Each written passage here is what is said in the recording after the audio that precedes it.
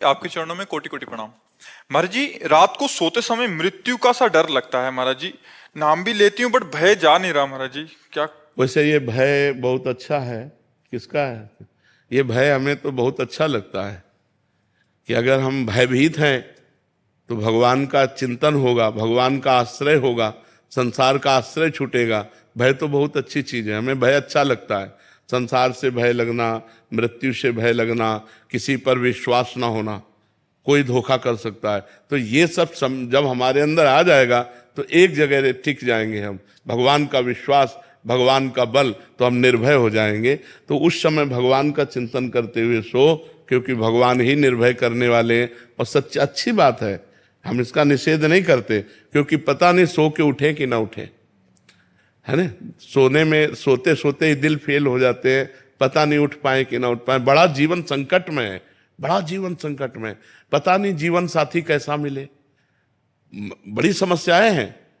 मान लो जिस जीवन साथी को हमने अपना प्राण प्रिय माना, वही जीवन साथी हमारे साथ धोखा कर जाए, कब कहाँ क्या हो जाए, क्या भरोसा।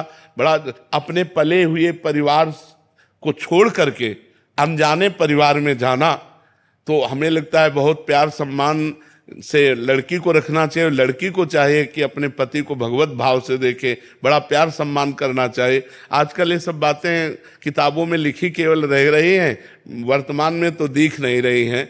वर्तमान बोले हम शुरू हो गए हैं। हाँ, अगर एक एक सुधरेगा तो सब सुधर जाएंगे, एक एक सुधरे ना तो सब सुधर जाएंगे। आज वातावरण बहुत गंदा हो रहा है, तो हमें लगता है अगर हम भगवान का नाम जप करें, भगवान की कथाएं सुने, संतों का संग करें, तो हमारी बुद्धि पवित्र हो, इन सब बातों से हटे और भगवान का चिंतन करें, तो हम निर्भय हो सकते हैं। भगवान के चिंतन से निर्भय हो सकते हैं, दूसरा कोई ऐसा नहीं जो हमें निर्भय कर सके। अपने आप में भय होना अच्छी बात है, क्योंकि ये भय ही हमें भगवान तक ले जाएगा। जो सभीत आवा सरनाई, रखियो ताई प्राण की नाई। भगवान कहते जो भयभीत होकर मेरी शरण में आ गया, उसे मैं प्राणों से भी अधिक प्यार करूंगा। रखियो ताई प्राण की नाई। श्री हरिवंश महाराज जी, महाराज जी, ब्रह्मा जी की आज्ञा से कदम ऋषि जी ने अपने मनोनुकूल पत्नी पाने के लिए 10,000 वर्ष तपस्या की, तब जाकर देवहूति जैसी पत्नी मिली और स्वयं भगवान उनके पुत्र बने। महाराज जी, क्या हमें भी अपने मनोनुकूल पत्नी पाने के लिए तो 10,000 की तो आयु ले अपनी।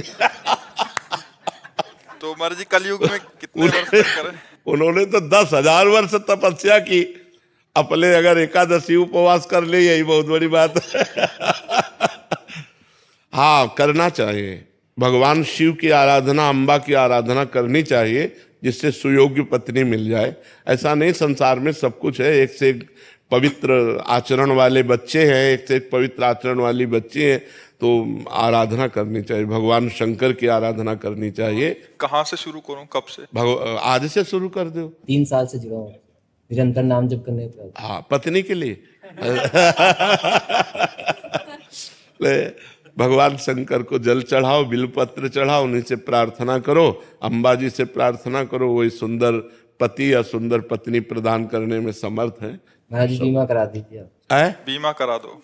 अब वो तो फिर ये चाहते नहीं होती, उसमें तो जब समर्पित हो गए तो अब जोई जोई प्यारो करे सोई मोहे।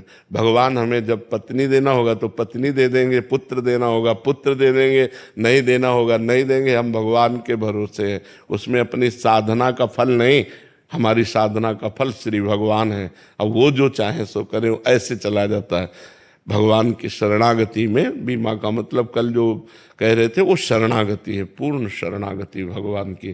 तो भगवान जोई जोई प्यारो करे सोई मोहि भावे। जैसे जैसे भगवान जो करे वही हमारे लिए, हम भगवद आश्रित रहते हैं।